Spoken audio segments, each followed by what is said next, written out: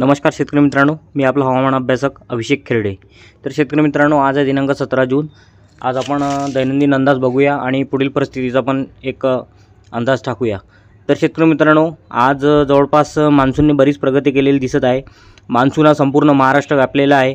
तसेच तिकडे गुजरातच्या बऱ्याचशा भागामध्ये, तसेच मध्य प्रदेशमध्ये मध्य भागामध्ये मान्सून पोहोचलेला आहे। इकडे छत्तीसगड, ओरिसा, बंगाल, पश्चिम बंगाल, तसेच जो पूर्वोत्तर राज्य आहे या बऱ्याचशा भागामध्ये मान्सूनने प्रगती केलेली आहे।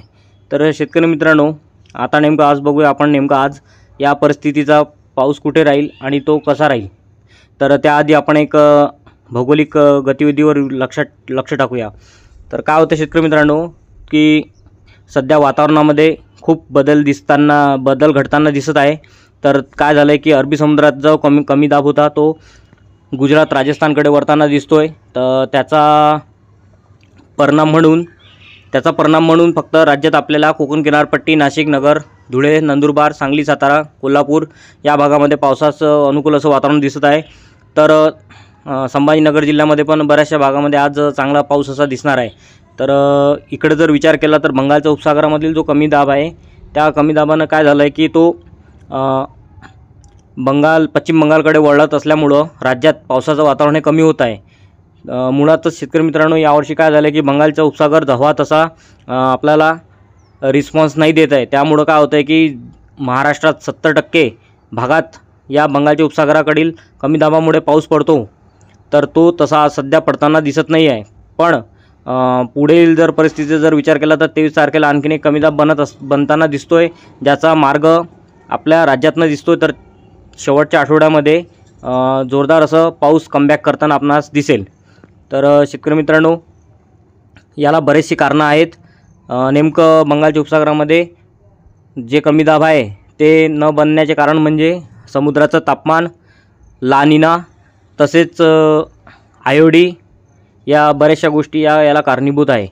तर समुद्राचं तापमान हे महत्त्वाचं आहे, कारण काय होते की बंगालच्या उपसागरामध्ये जर समुद्राचं तापमान जर व्यवस्थित राहिलं तरच ते कमी दाब बनतात, आर्द्रता निर्माण होते आणि अरबी समुद्राच्या तुलनेमध्ये बंगालच्या उपसागरामध्ये कमी दाब हे जास्त बनतात। कारण काय होतं की अरबी समुद्रातील पाण्याचं जे तापमान आहे ते बंगालच्या उपसागरापेक्षा थोडं थंड राहतं आणि हे थोडं उष्ण राहतं बंगालच्या उपसागरातील, म्हणून इथे कमी दाब जास्त बनतात। तसेच याला आजूबाजूने जमिनीने व्यापलेला प्रदेश असल्यामुळे इथे टेम्परेचर जास्त राहतं। तर आता आपण बघूया राज्यातील आजच्या हवामान परिस्थिती कशी राहील। आणि शेतकरी मित्रांनो, सध्या आयोडीचा जर विचार केला तर आयोडी हा सध्या पॉझिटिव्हकडे झुकताना दिसत आहे। तर ती जी आनंदाची बातमी आहे। आणि निश्चितच आता जून महिन्यामध्ये जरी पावसाचं वितरण हे असमान असलं तरी पुढे राज्यामध्ये पाऊस हा चांगलाच राहणार आहे, याबद्दल दुमत नाही। तर शेतकरी मित्रांनो, आज 17 जून आजचा हवामान अंदाज बघूया। तर आज साधारण कोकण किनारपट्टी, नगर, नाशिक, नंदुरबार, धुळे या जिल्ह्यामध्ये पावसाचं वातावरण अनुकूल असं वातावरण राहील। तसेच इकडे जे खाली पश्चिम महाराष्ट्रामधील जो भाग आहे, पुणे, नगर, सातारा, सांगली, कोल्हापूर या भागामध्ये पण आज पावसाचं अनुकूल असं वातावरण तयार होताना दिसत आहे। तर दुपारनंतर संभाजीनगरमधील बऱ्याचशा भागामध्ये जो उत्तर भाग आहे, सिल्लोड, कन्नड वगैरे या भागामध्ये, तसेच वैजापूरचा परिसर, मध्य भाग, संभाजीनगर या भागामध्ये कमी कालावधीसाठी जास्त पाऊस आपणास बघायला मिळेल। तसेच जळगाव जिल्ह्यामध्ये बऱ्याचशा भागामध्ये पाचोरा, सोयगाव वगैरे या परिसरामध्ये, चाळीसगाव वगैरे या परिसरामध्ये पावसाचं अनुकूल असं वातावरण दिसत आहे।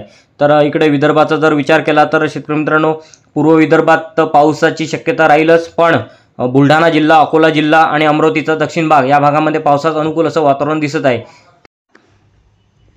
जर बाकी मराठवाड्याचा जर विचार केला शेतकरी मित्रांनो, तर आज इतर विभागात जसे बीड, नांदेड, लातूर या भागामध्ये फार हलका पाऊस असा बघायला मिळत आहे। तसेच जालना जिल्ह्यातील जो बुलढाणा जिल्ह्यालगतचा जो दक्षिण भाग आहे, देऊळगाव राजा वगैरे लागतचा भाग जो आहे, या भागामध्ये पावसाचं अनुकूल असं वातावरण दिसत आहे।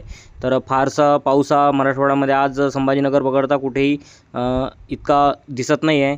आणि इकडे जर विदर्भाकडे जर विचार केला तर आज यवतमाळ जिल्ह्यामध्ये पण बऱ्याचशा भागामध्ये, घाटंजी वगैरे या परिसरामध्ये जिथे अजूनही पाऊस झालेला नाही या भागामध्ये आज पावसाचं अनुकूल असं वातावरण दिसत आहे।